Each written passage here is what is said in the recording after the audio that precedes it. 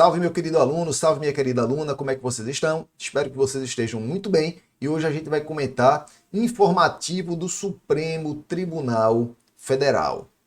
Decisão aqui tomada pelo Supremo na DIN 4728, informativo 1037, e eu olho para a decisão aqui e já consigo visualizar numa prova objetiva e também numa prova subjetiva. Para uma prova objetiva é mais simples, basta você ter conhecimento, um resumo, né, do conhecimento da decisão do Supremo, a tese fixada, você consegue matar na questão objetiva. Já na questão subjetiva, é necessário você desenvolver um raciocínio e a gente vai desenvolver esse raciocínio junto, analisando essa decisão. Né? Questão aí bacana, numa prova de advocacia pública, numa prova de magistratura, né? Certeza que isso aqui vai ser cobrado. A questão trata de quê? Determinação em lei estadual de prazo para que o chefe do Poder Executivo, no caso aqui, como é lei estadual, é o governador, exercer o seu poder regulamentar. Então, essa é a situação aqui. Qual era a norma atacada na ADIM? A Lei 1601 de 2011 do Estado do Amapá. A gente não vai ler aqui a lei toda, né? Eu trouxe para vocês aqui apenas alguns itens para a gente olhar muito rapidamente. Né? O artigo 1º diz que fica autorizado o Poder Executivo instituir uma política pública, né, que é a política estadual, de prevenção, enfrentamento das violências, abuso e exploração sexual de crianças e adolescentes no estado do Amapá. Então, estabeleceu uma política pública aí de proteção, né, à criança e ao adolescente. Isso que a lei faz. Né? O artigo 2º vai definir que política é essa, né? Vai definir a política, o que é que tem que ser feito. Né? Aí tem vários artigos a ler, a gente vai direto aqui para o artigo 9º, que interessa para a gente. Olha o que diz o artigo 9º. O chefe do Poder Executivo regulamentará, é uma ordem, o chefe do Poder Executivo regulamentará a matéria no âmbito da administração pública estadual no prazo de 90 dias. Então essa é a situação. Uma lei, ela cria uma política pública de proteção à criança e ao adolescente, e essa mesma lei, ao disciplinar o tema, fala o seguinte, olha, o chefe do Poder Executivo, ele deve disciplinar por meio de decreto regulamentar, né, a presente lei. A gente sabe que o poder regulamentar objetiva o quê? O poder regulamentar objetiva dar concretude às leis. Esse é o principal objetivo. Quando o chefe do Executivo edita um decreto regulamentar, ele vai dar concretude a uma lei, vai possibilitar a melhor execução daquela norma. Essa é a situação. E essa lei, ela dá um prazo de 90 dias para que o chefe do Executivo faça esse decreto regulamentar, esse regulamento, ok? Vamos aqui resumir a decisão.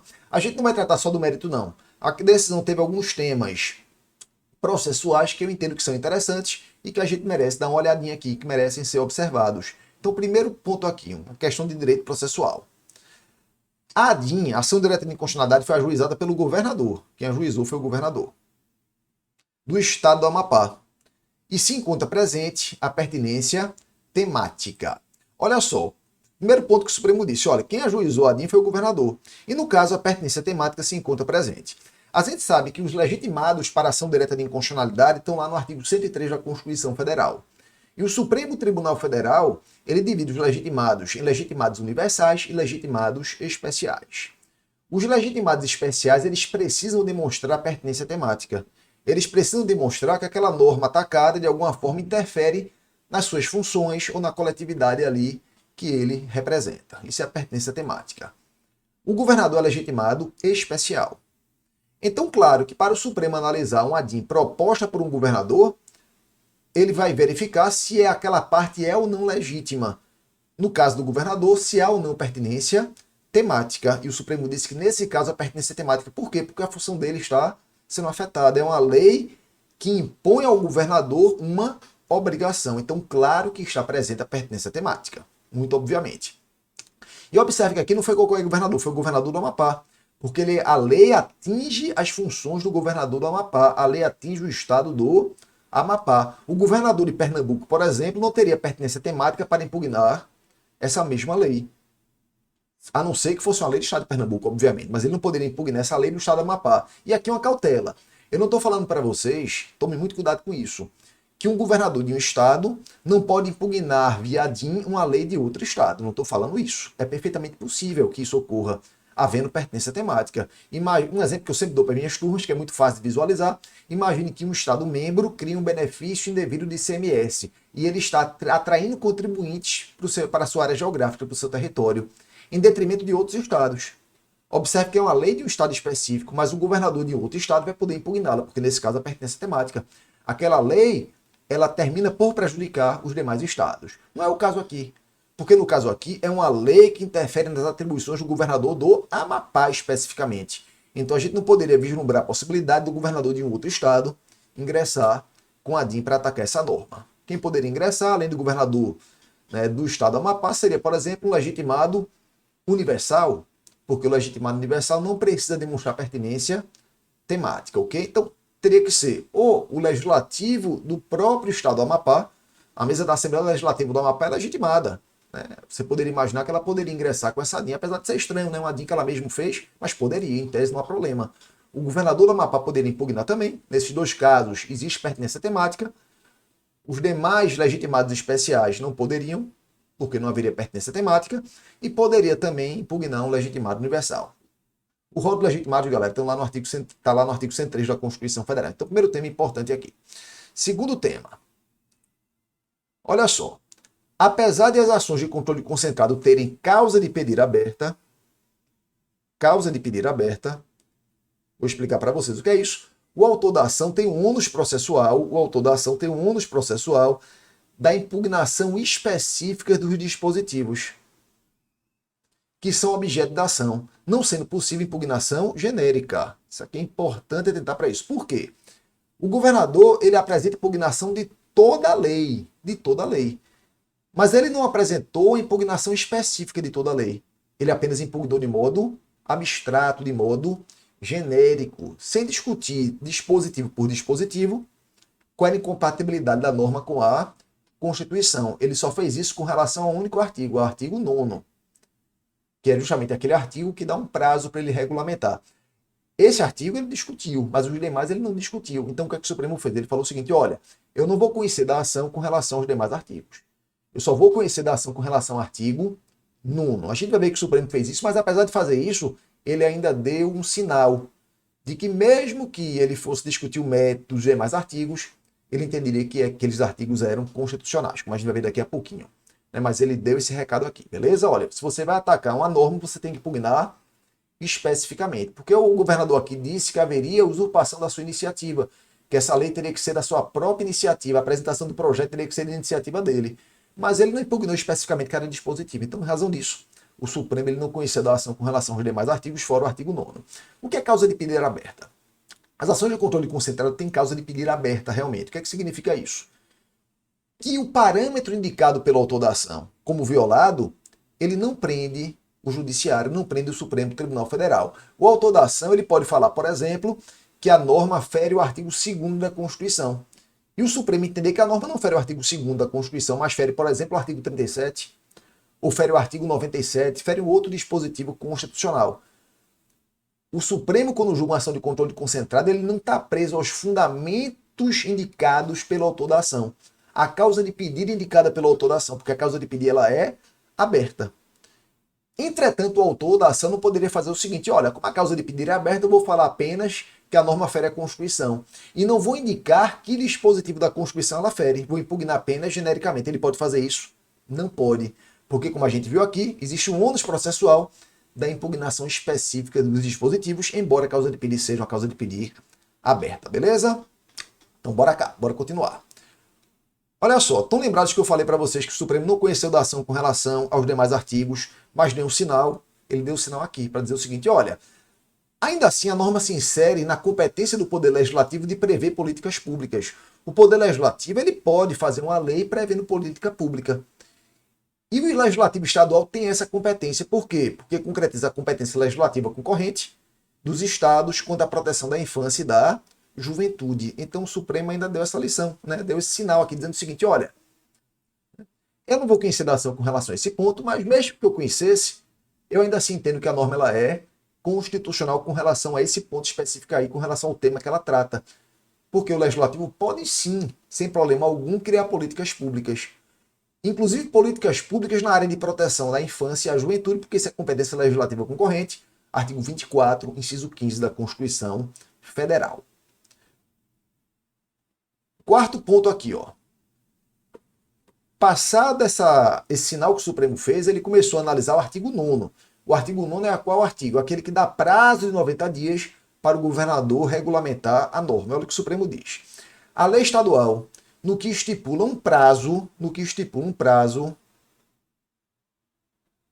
para o governador, para que o governador exerça seu poder regulamentar. Poder regulamentar do chefe do executivo está aqui no artigo 84, inciso 4º da Constituição.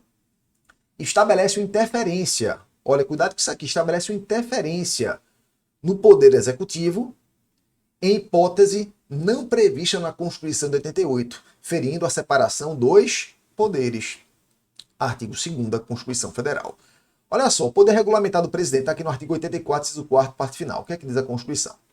Compete privativamente ao presidente da República sancionar, promulgar e fazer publicar as leis, bem como é o que interessa para a gente.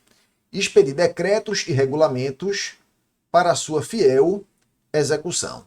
Essa competência, essa função do presidente de expedir decretos e regulamentos para a fiel execução das leis é o chamado poder regulamentar do chefe do poder executivo. Poder regulamentar do poder executivo. O decreto regulamentar, como eu conversei já com vocês antes, qual é o objetivo dele? Possibilitar uma maior e uma melhor efetivação da lei. Isso é uma competência que pertence ao presidente. O presidente da República que deve verificar o melhor momento para o exercício do poder regulamentar.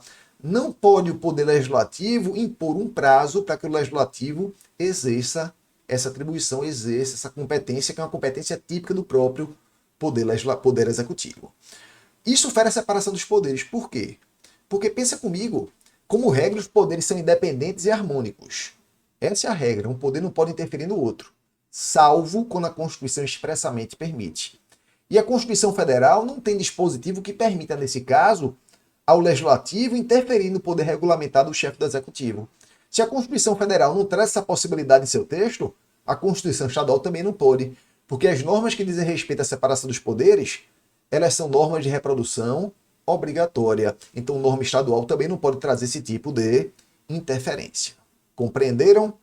Simbora para o quinto e último argumento tratado pelo Supremo aí, ó. Compete ao chefe do Executivo examinar, olha o que eu disse para vocês, a conveniência e a oportunidade. É competência dele para desempenhar atividades legislativas e regulamentares que lhe são próprias. Normas que imponham prazo para a prática de tais atos revelam indevida interferência do poder legislativo em atividade própria do executivo e caracteriza intervenção na condução superior da administração pública. Isso é outro argumento, artigo 84, segundo, a condução da administração pública, na condução superior da administração pública é a atribuição do chefe do executivo. Compete privativamente ao presidente da República, inciso 2º, exercer com auxílio dos ministros de Estado a direção superior da administração federal. Alguém pode estar pensando, Mário, o dispositivo trata do presidente da República. E no caso que a gente está estudando, a hipótese versa sobre o governador. Isso aqui é norma de reprodução obrigatória, galera. Então, para o Estado, a gente poderia ler da seguinte forma: compete privativamente ao governador exercer com auxílio dos secretários de Estado a direção superior da administração pública estadual. Beleza? Vamos aqui para as conclusões. Isso aqui, para a prova objetiva, é perfeito, né? Você já compreendeu o desenrolar do raciocínio que vai servir para uma prova subjetiva, né, até para uma prova oral. Agora é a hora de você ler a síntese, porque pode cair exatamente dessa forma numa prova objetiva. Lei estadual de iniciativa do Poder Legislativo que estabeleça normas de proteção à infância e juventude, ela é constitucional. Competência legislativa concorrente, artigo 24, inciso 15 da Constituição. Compete com exclusividade ao chefe do Poder Executivo examinar a conveniência e a oportunidade para o desempenho das atividades legislativas e regulamentares que lhe são inerentes. E aí a parte final. Se eu fosse vocês, eu tiraria até um printzinho disso aqui, que isso aqui está com cara de prova. É inconstitucional qualquer norma, o Supremo falou isso mesmo, qualquer norma que imponha prazo certo para a prática de atos legislativos e regulamentares ao chefe do Executivo, pois configura indevida interferência do Poder Legislativo em atividade própria do Executivo e caracteriza intervenção na condução superior da administração pública. Então essa aí é a tese firmada pelo Supremo Tribunal Federal. O Supremo Tribunal Federal não declarou inconstitucional toda a lei, pelo contrário, ele disse que praticamente tudo ali era constitucional, mas o artigo 9º, naquilo que impõe um prazo para o chefe do Executivo editar o decreto regulamentar, ele fere a Constituição Federal. Beleza, galera? Então, espero que seja útil essa informação para você e para vocês. Espero que seja útil esse conteúdo, esse vídeo. E se você gostou, né, peço que você curta, compartilhe, comente, marque aí aquela pessoa que estuda com você, compartilhe o conhecimento. Conhecimento compartilhado é o melhor tipo de conhecimento, galera. Você vai me ajudar, vai se ajudar, vai fazer bem, você vai se sentir bem fazendo isso e vai ajudar aquela pessoa que acessa esse conteúdo, beleza? Um grande beijo, um grande abraço e a gente se fala.